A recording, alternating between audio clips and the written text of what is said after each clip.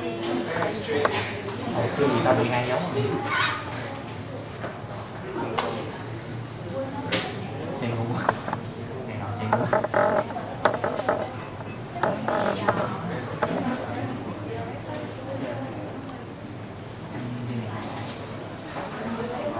Chi sinh rất nhiều đầu đầu em.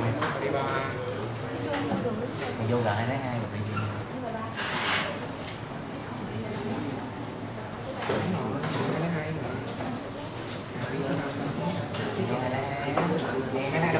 Lên bút rồi đó, sao dọn được gì vậy? Điện connect giá rồi mấy rồi. Điện connect nó ba. Tại sao nó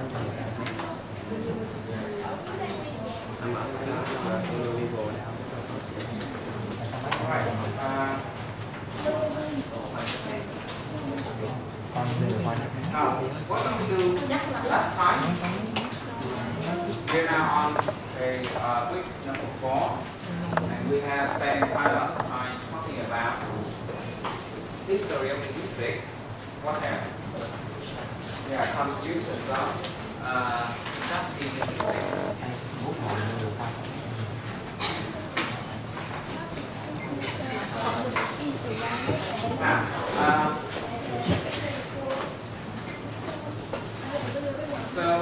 For the history of linguistics, we talk about the major branches of linguistics, general linguistics, comparative linguistics, and typological linguistics.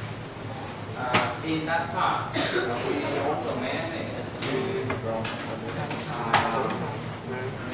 see the way they change the category, and we learned about the contribution of the key figure.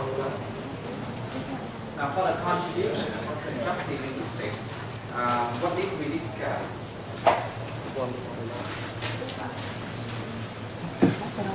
Okay, so just tell me which area can benefit from the study of contrastive linguistics. I'll put it another way, why do we study contrastive linguistics?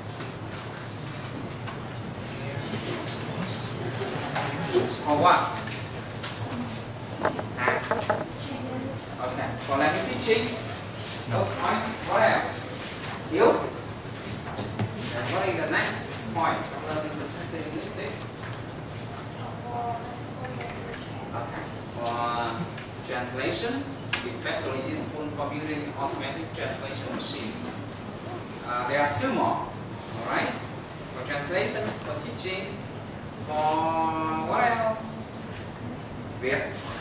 Yeah, for learning another language. That's for language teaching. No, that's not To compare a language with another. For? To compare a language with another. That's not the answer too. Yeah, for error analysis. Good. For general linguistics. I don't try to guess. For curriculum design, okay, curriculum and material design, and also for language testing. That's what we discussed last time.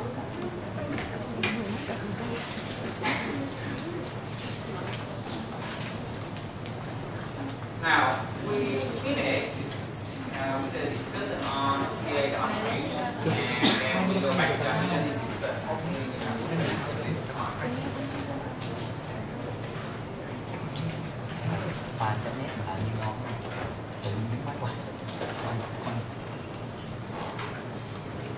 Right? So these are the 5 areas that can benefit from the studies of contrastive linguistics. We have translation, testing, evaluation, language teaching, error analysis, and general linguistics.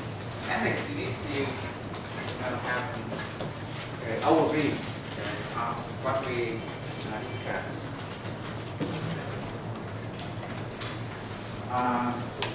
With the general linguistics, we discussed how contrastive linguistics can rectify the Eurocentric views of language, and we also discussed the extremist view on the roles of contrastive linguistics in language teaching.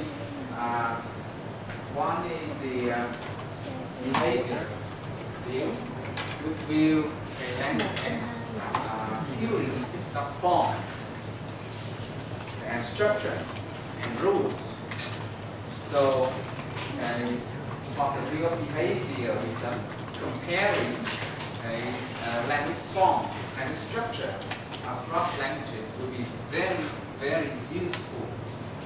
And that's why, together with the rise of formalism, behaviorism after World War II, contrastive linguistics also enjoy a lot of popularity. Okay, but then it turns out that even if you know lots of differences between the two language forms, language structure, it doesn't have much implicit errors. Not really much, but I think it is not much as you expect. And people gradually become disappointed with behaviorism. They turn away from form and now turn to meaning. So if you think back about language teaching, starting from 70s, 80s, functional linguistics became popular, in which people pay more attention not to language rules, language structure, but to the language functions, like the textual functions, the interpersonal functions, the ideational functions. Right. So it has a lot to do with language functions, with the in language we call the natural view of language. When we learn a language, we learn the communicative function and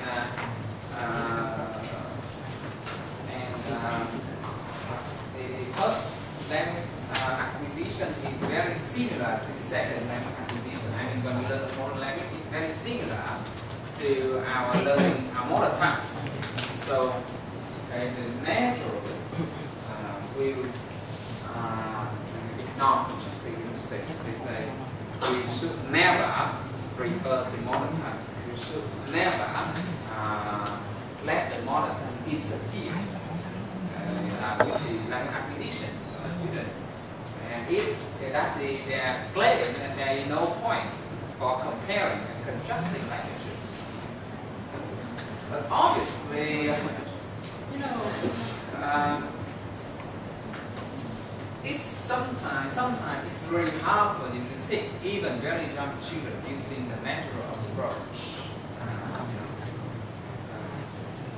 Every week I have to spend a little time, no, not every week, but every night, almost every night I have to spend a little time teaching my baby English. And I know for some concepts, it's almost impossible for you to explain in English. You cannot you understand in English. For example, how do you explain the concept of highlight? Okay? You can show a picture, but still will never understand. Okay? Or how do you explain to her concept like bus conductor? Okay? It's very hard to explain. So, you know, referencing to the mother tongue from time to time. So, we stopped here last time, and we agreed that errors come from different sources. It can be negative transfer of the mother tongue. It can be over generalizations. Language learner expect the second language to,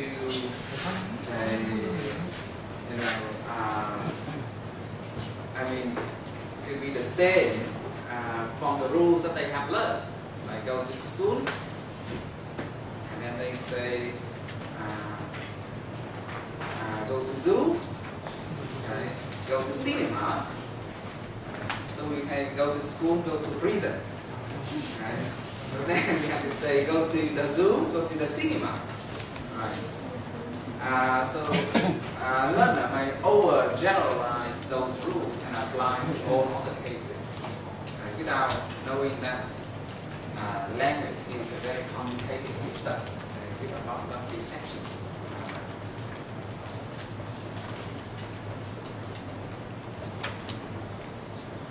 We also learn that error can come from a system that looks so similar between two languages called a proximate system. Today, when we learn about TC, we will discuss the case of present perfect in English and imparfait in French.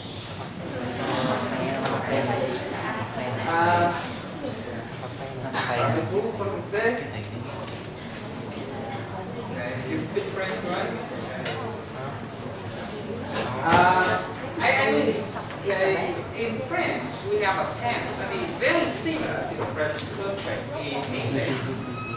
And French people naturally expect present perfect to be very similar to the imparfait in French. However, imparfait in French can also be used to refer to past events. And that's why French people, they tend sometimes, especially low level, they tend to use present perfect to talk about past events. So in this case, we have errors that transfer from two systems that are very similar.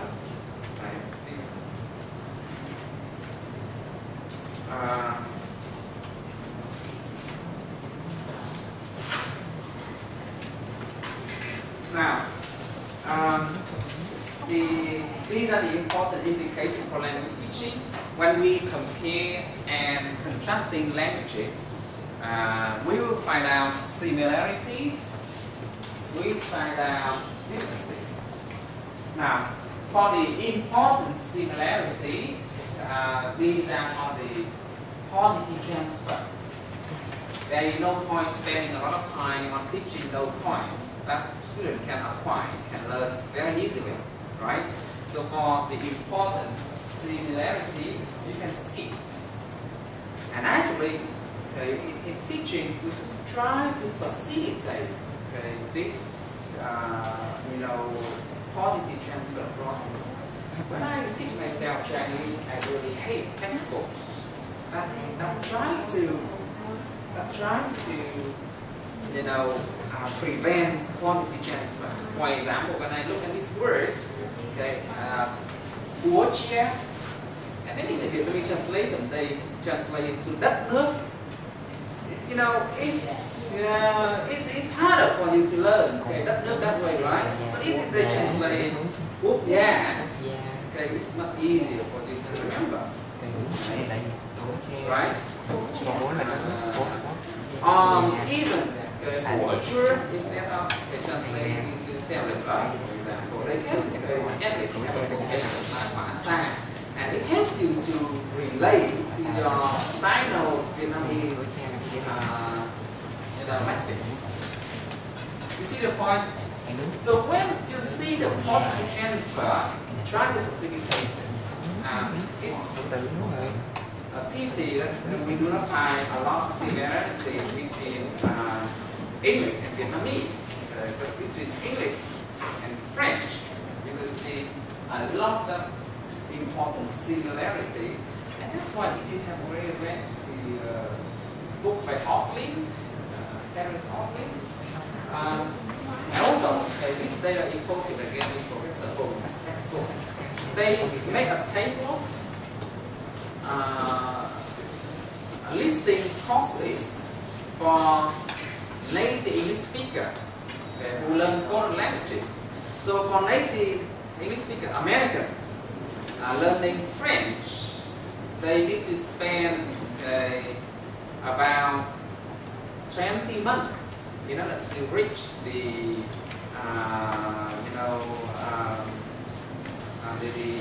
to finish the elementary level. Right? For American, it takes them 20 months to come to that level. But if they want to reach the same level with Chinese, with Turkish, with languages that are very different from their own language. It will take up to 44 months.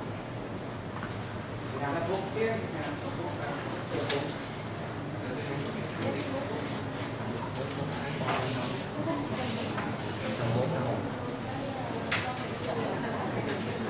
One by Terry Hollins. Okay, but you should look for that. There's a table there listing all courses for American to learn. And it shows how much time Americans have to spend on those languages.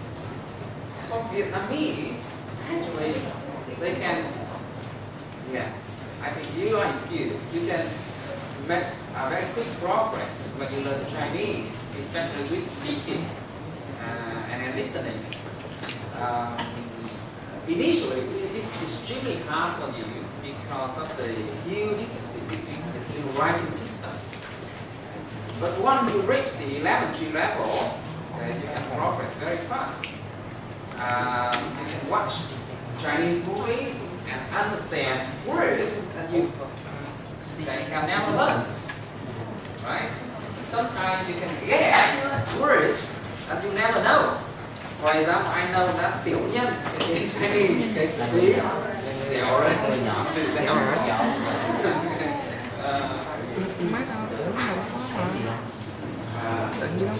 All right. So if you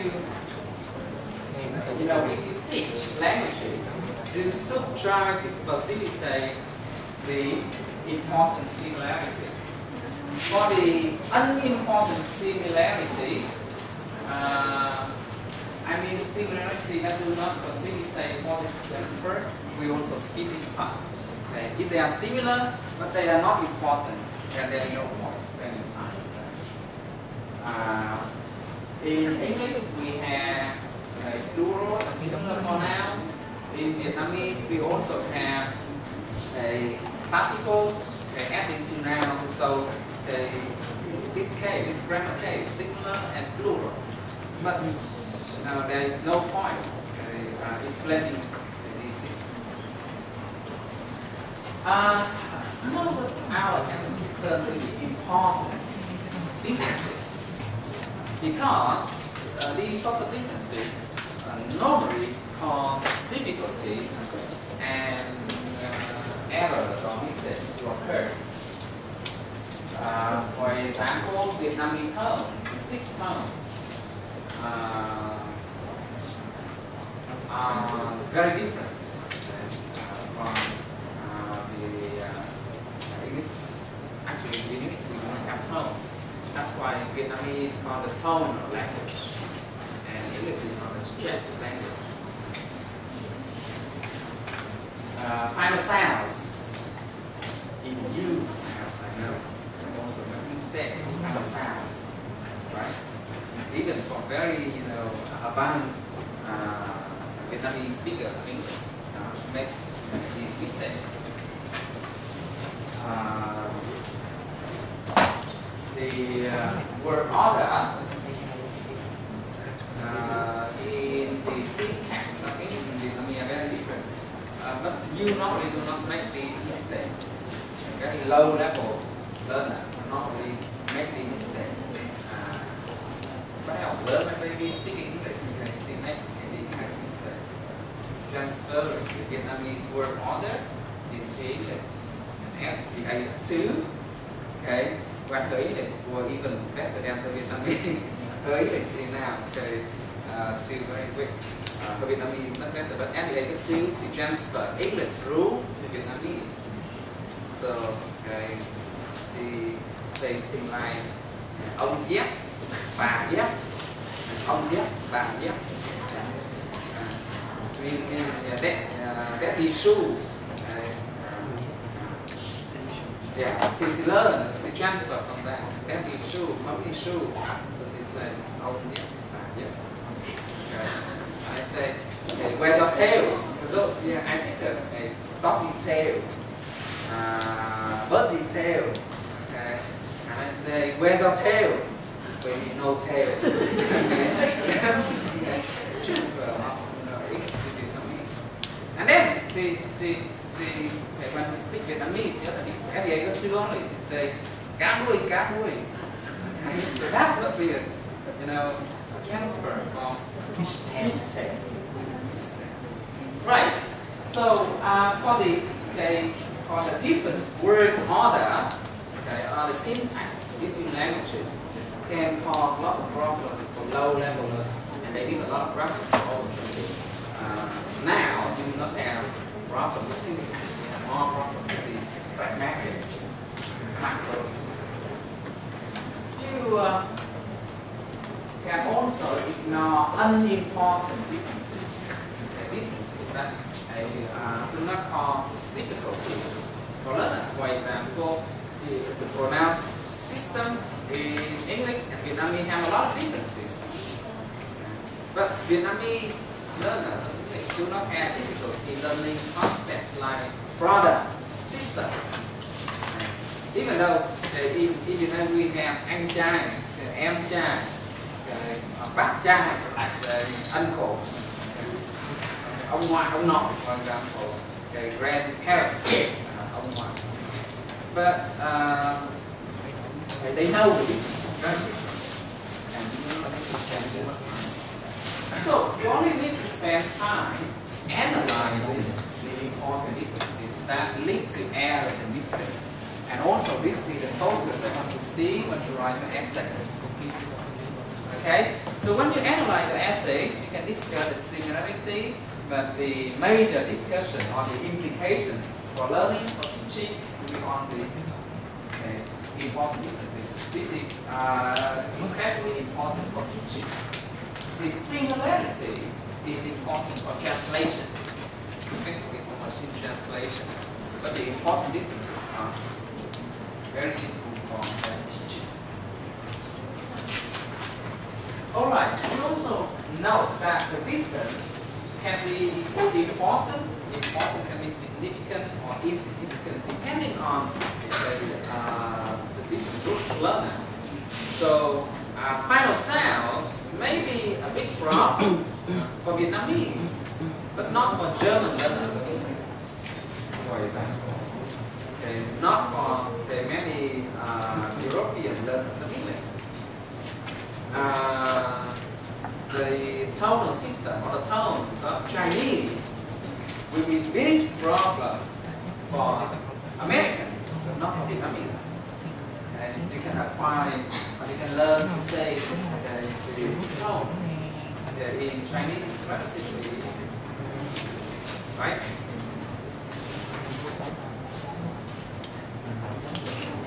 Now, when we discuss the connection between contrastive linguistics and error analysis, we need to be aware of these things.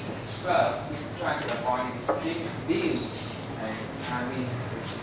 Try to expect too much, overstate the role of contrastive linguistics, as in the case of behaviorism, or try to refute the significance of the roles of contrastive linguistics, as in the case of naturalism. So far we have been discussing a lot about the contribution of contrastive linguistics, and the point in mind is that real research results are very useful when we design courses for adults. For the young children, when they learn language, they can they can apply the second language in a very similar way to the way they learn their mother tongue. But for adults, when you grown up, then the localization process in your brain are finished. I mean, the different areas on your brain that are used for learning languages are now further apart, and they take very specific roles. In this case, comparing and contrasting to make connections among those different areas in the brain. The local area will be useful. Like many examples I have told you, adults they would like to learn by rules, right? They would like to know the rules and use those rules. Comparing and contrasting languages help them to see the rules. Now, contrastive linguistics is not the magic tool. We should be aware of that.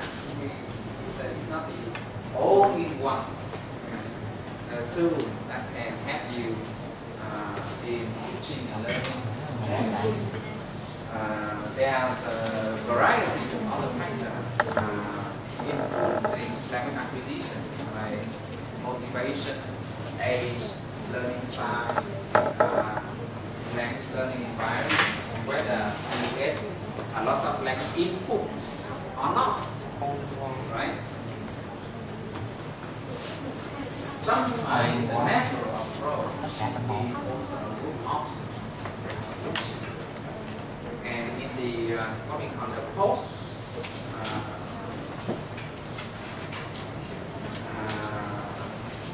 post-communicative language teaching area, we tend to offer the elective approach.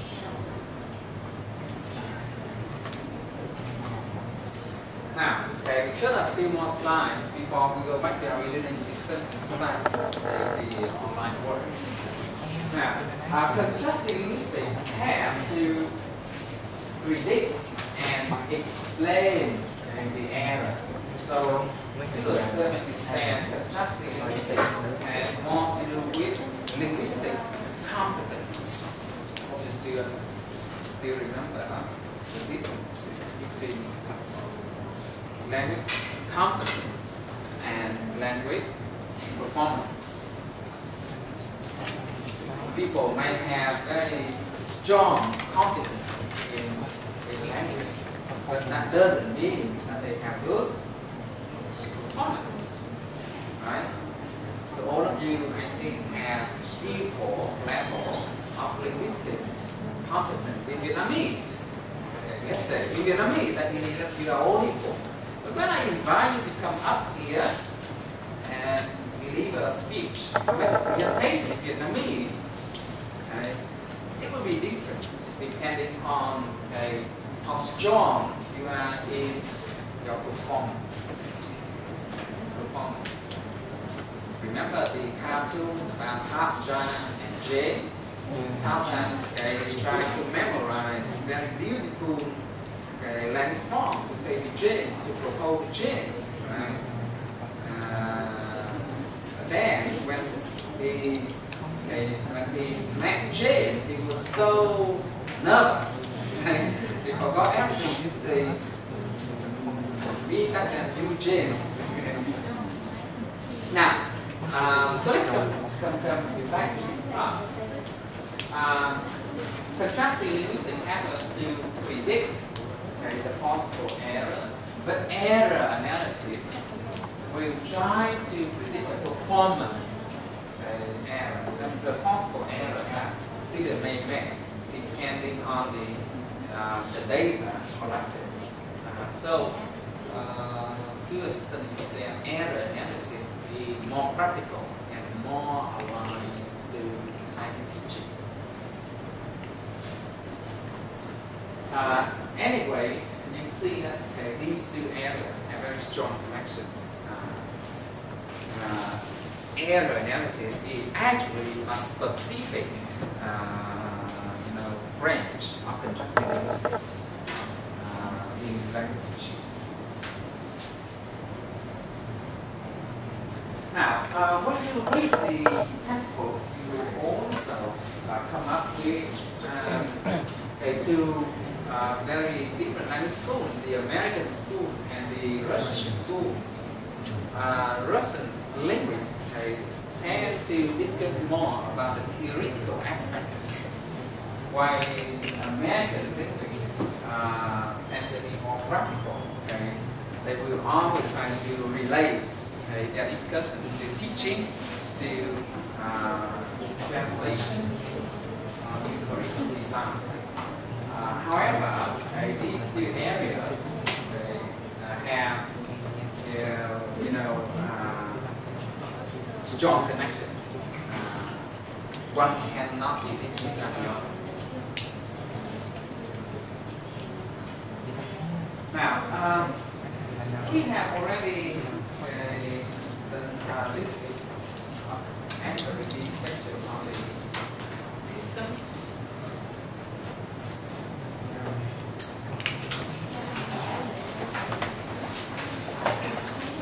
So that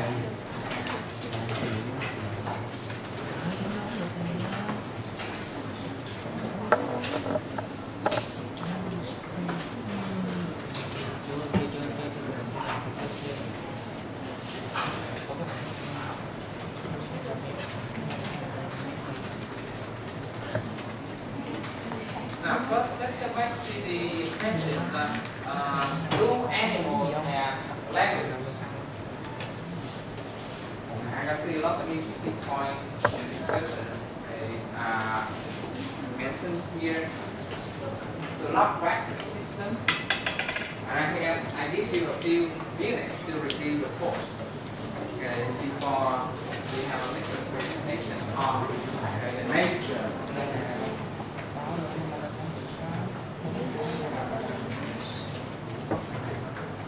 So it's a bit small. I'll just class.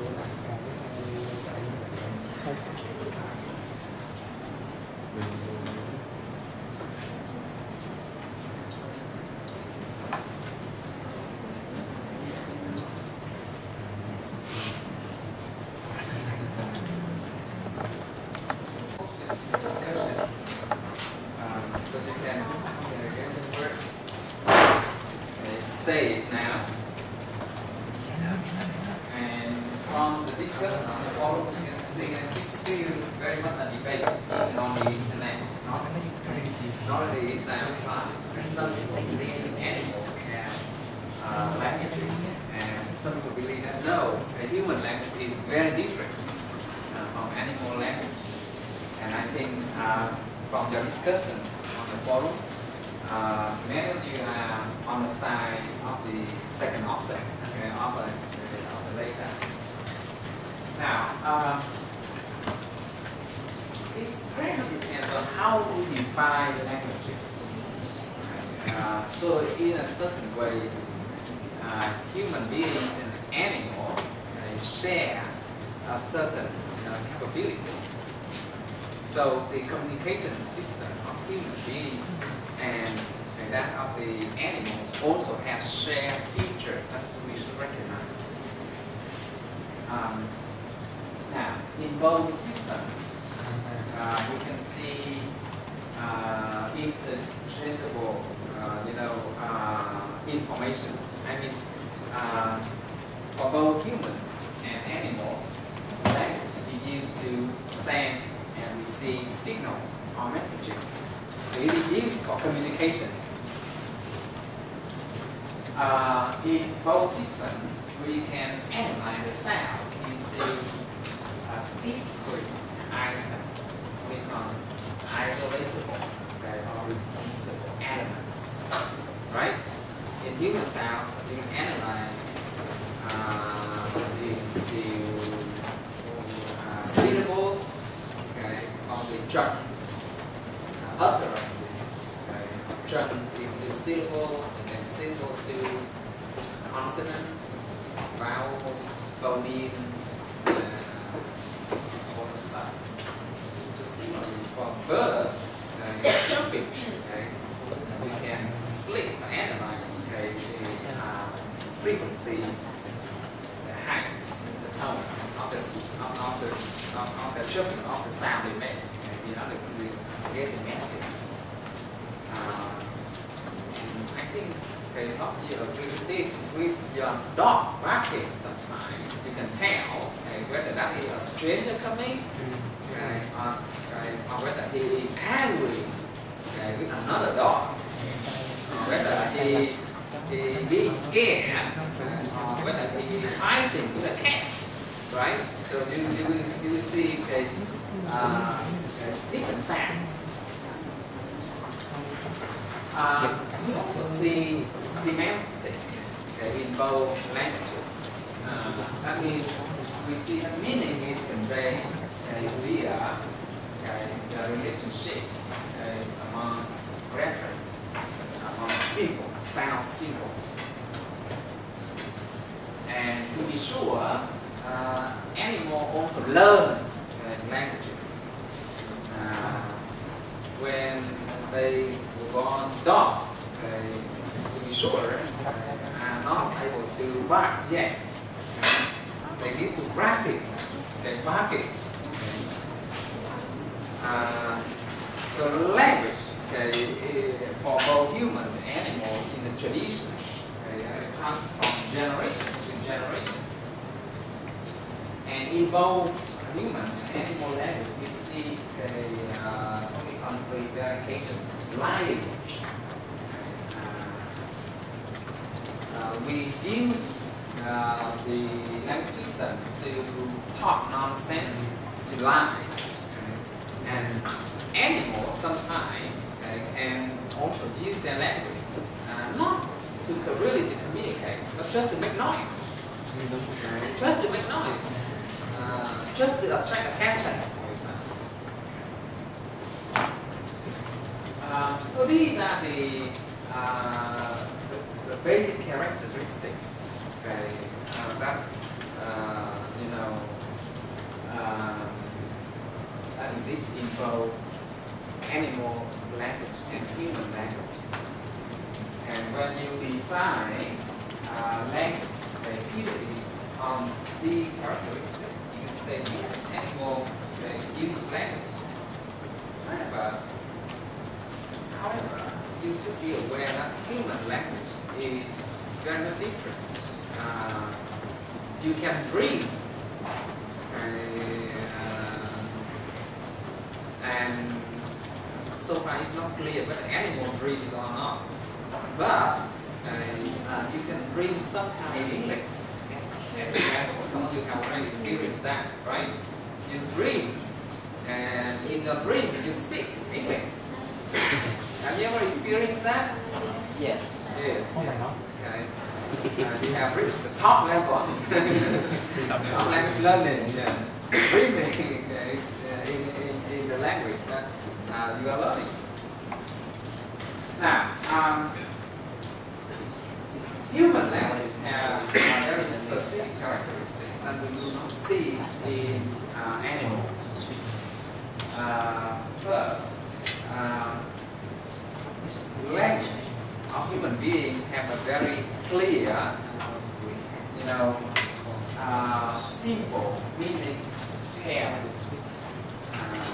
So for nearly all objects that exist in the physical world, we have sounds that pair with the object. I mean, we have names for the old object. For even for objects that we do not know, we can create new sounds. And then we spread that new word into the community fairly quickly. Like the case of Kikukala. Right? When I raise it's there. But when I raise the signal receiver of the remote mouse there, it's not a USB. But let's call it the Kikukala. We see that now, all of us, we start calling that Kikukala, and gradually it will spread into the language system. So think about the names of places, for example. People tend to give the name that lazy people there they use to call those places, and then it becomes popular worldwide.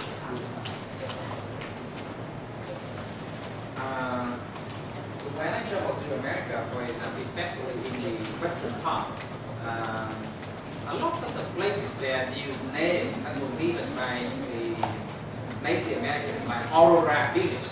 Aurora doesn't have any meaning. Squamish County. All of those are the words from that Indian language. So the nature of human language is simple, meaning pairing, and this is arbitrary. It is very important. Arbitrary. What does it mean in Vietnamese? How do you translate arbitrary into the yeah, okay, I told you. Arbitrary, not discrete. I mean, you cannot explain why we call nhà. I mean, that is a nhà in Vietnamese and house in English and maison in French. Now, users of human language can refer to events that do not physically exist. Now, I mean, we can use our language to talk about the past, to talk about the future, to talk about abstract concepts. And we also use our language to imagine. So without language, we cannot imagine. That's very important. We can think about the universe. We can question our existence. We can make philosophical questions thanks to our language. And for animal language, they really refer to a physical or concrete object or events at the present time. It can be scary, but have you ever read any books by Professor Đoàn?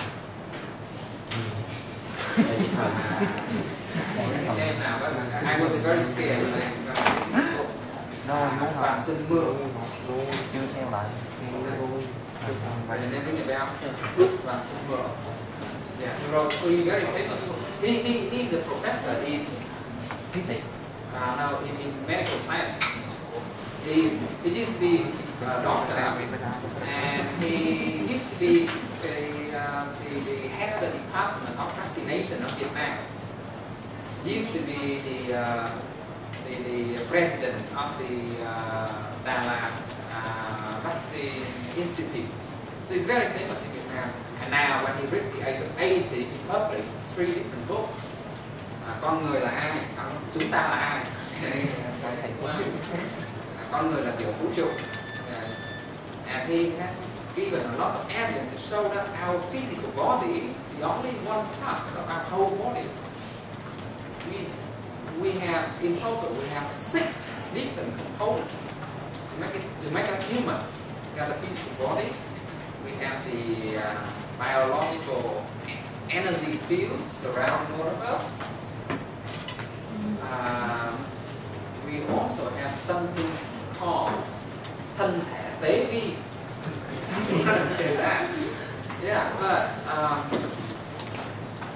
but somehow the Earth is surrounded by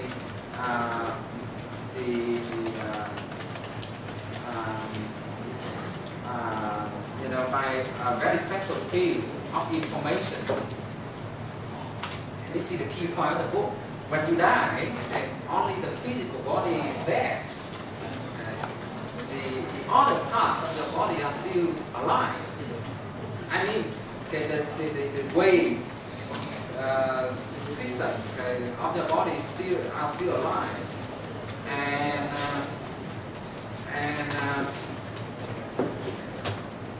the Eastern philosophy, like Buddhism, knew about it thousands of years ago, thanks to their own philosophy. And he tried to use that theory to explain bizarre cases that we see recently of people finding tombs of places where dead people lie. But I just refer to this point in connection to the human's language. The ability to think, the ability to create new ideas, a part of another body. Probably nonsense to you. Yes, in human language we can refer to remote events in the past and present. Now, we can produce new ideas, new messages, and those messages can sound, can be different.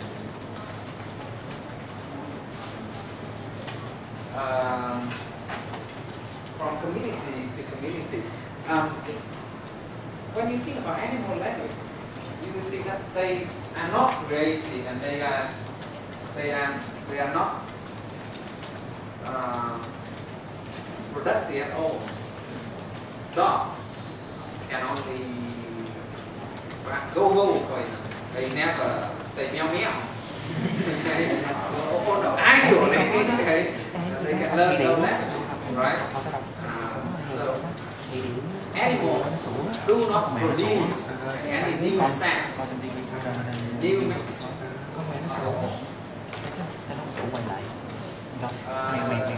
I think this point also brings us back to the ability to learn foreign languages in human beings. It's very interesting to think about human language that way. You see, cows in Vietnam say ma. Cows in England also say ma. And cows in America also say ma.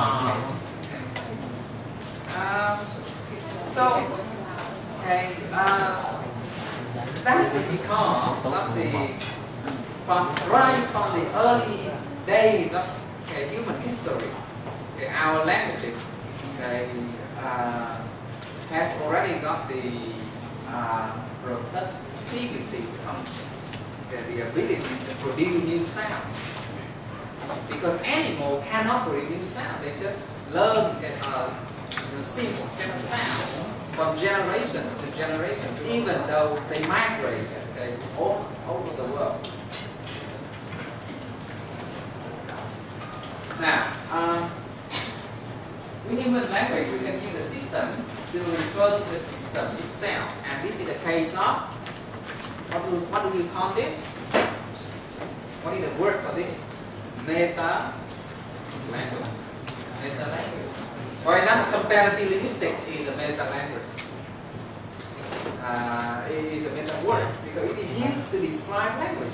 It does not refer to any physical object. It refers to language itself. Syntax is also a meta word. Semantics is also a meta word. So with human language, we have words to describe words or describe languages. Human beings can learn foreign languages, right? Now, the meaning of our language is dependent on the individual elements and the structure they appear. So with the same sounds or the same, let's take an example, with the same morpheme, when you put them in different order, they have different words.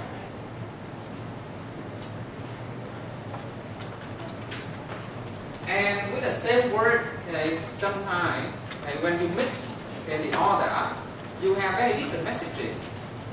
Now, if you come to the discussion forum on contrastive linguistics in Quiet.net, you will see cases of forming, let's say, 40 or 50 different sentences using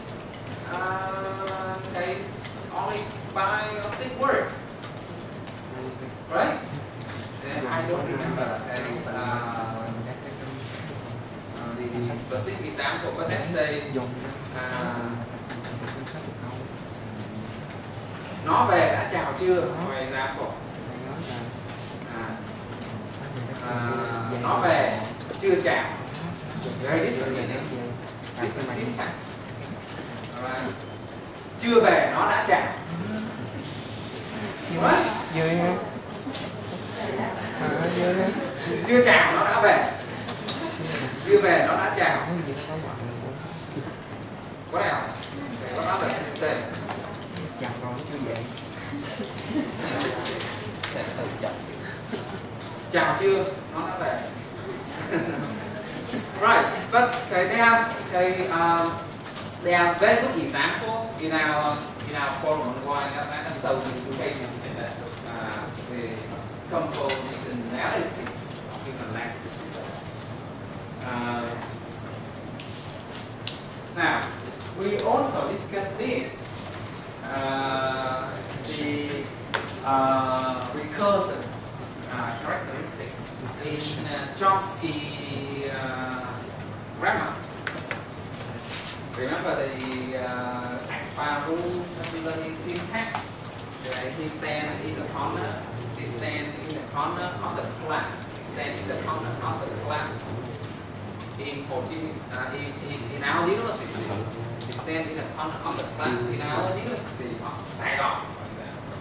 So by embedding a new syntactic structure, we can create messages in infinite language. But that's only the theory. That's only the theory. For the purpose of clarity in communication, normally we can embed 4 or 5 syntactic structures at most. And human beings can also tell whether something is grammatically correct or not, whether you sound right or wrong. You do not know much about grammar, but you can tell whether somebody is saying something that is grammatical right or wrong. Okay. So again, human languages have a lot to do with the human brain, okay, about cognitive power, and this is what we see in animal languages. So I myself think that animals do not have languages. They communicate, but they do not have languages. They use signals to communicate, but we cannot call that language.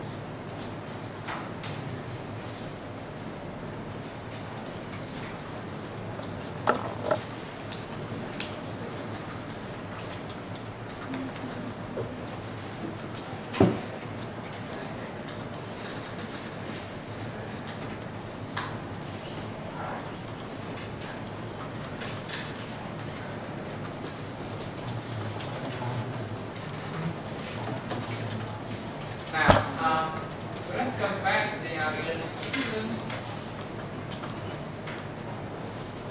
I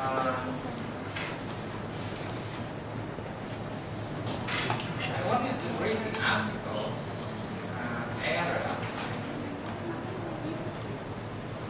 Don't try to download. I can send it by the system now.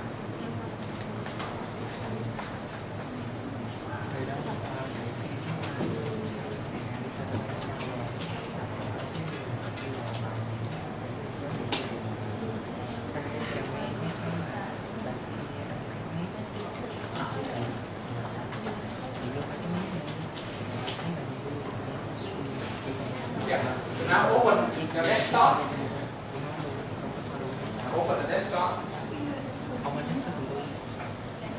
Minimize everything. This is a file, PDF file on errors in language learning. This is a very good article in the author discuss where language errors come from and how language teacher should do with the language error.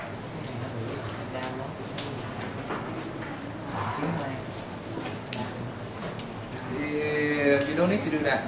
Okay, maybe the first page missing. Just skip the first page and go to the second.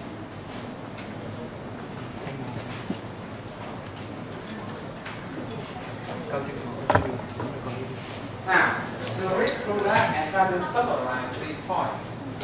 Okay, where language errors come from, and how should teachers deal with language errors?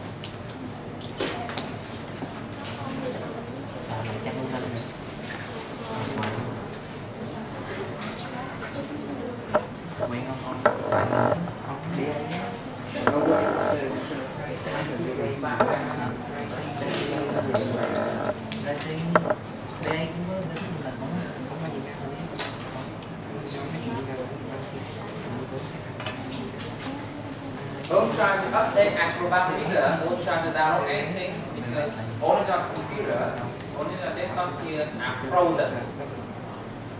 You know what I mean? Yes. They are frozen. I mean, when you restart the computer, every change that you make to the computer will go away.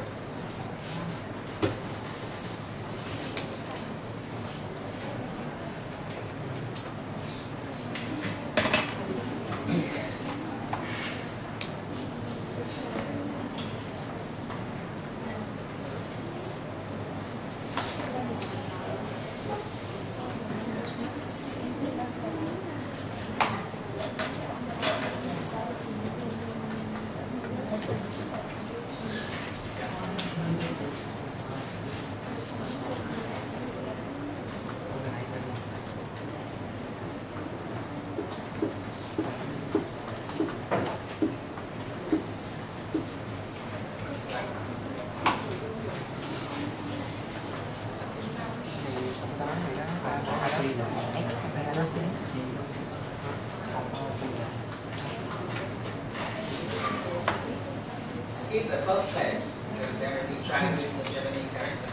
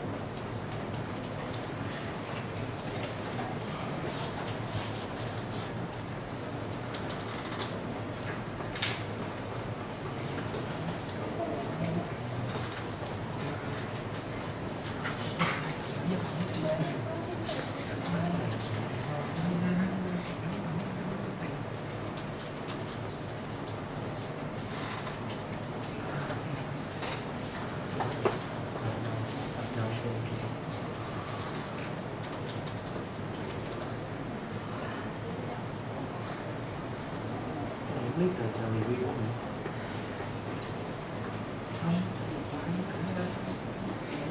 phân có học bài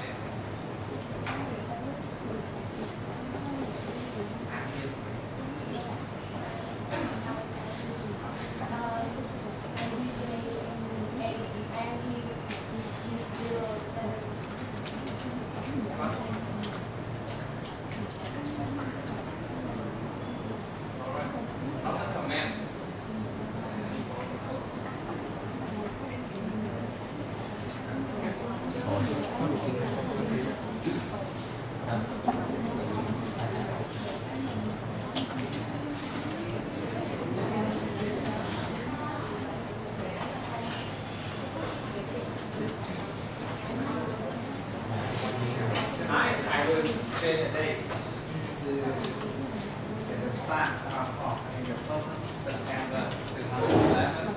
Okay, to have you check your comments and your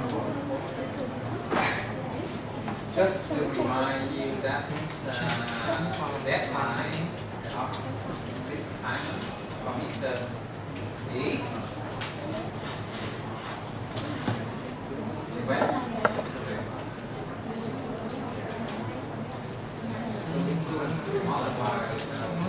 Sometimes too many people will try to command system.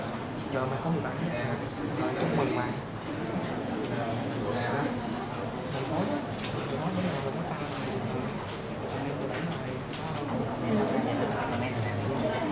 Mình đến số 17 luôn hả?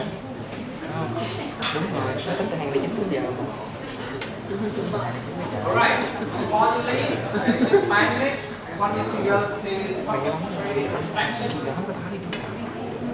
Now, do it now and then we start. So click on topic 3, reflections, put in several entries there.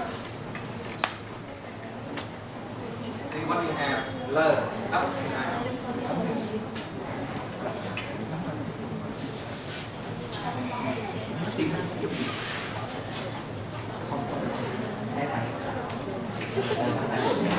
Ra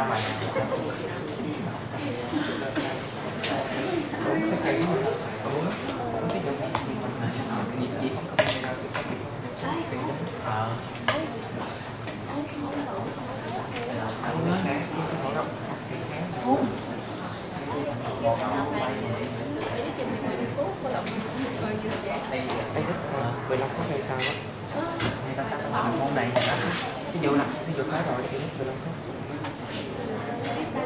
Going plus maybe 10. How many? 9.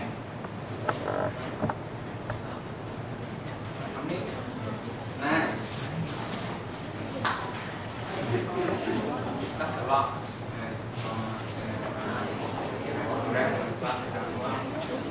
đây là hát không phải sai rồi bù đức tính chỉ bù mà không phải đây không là bù đức tính đây chứ sao này tao có bài tiếng tiếng gì đó mấy mà đây một là thì nam trong ví dụ là xong đó coi đi không phải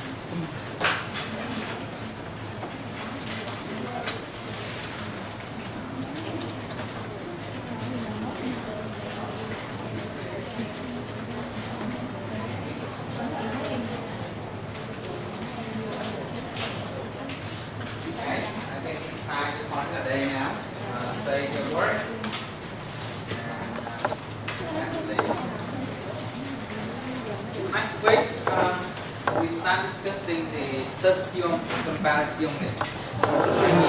Yes. So sánh đó, comparison. Comparison.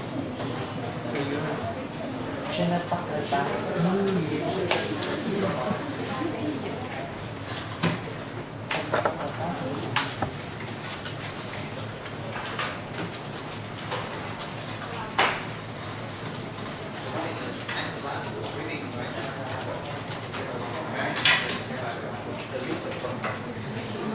Tiếp tục mình sẽ tiếp tục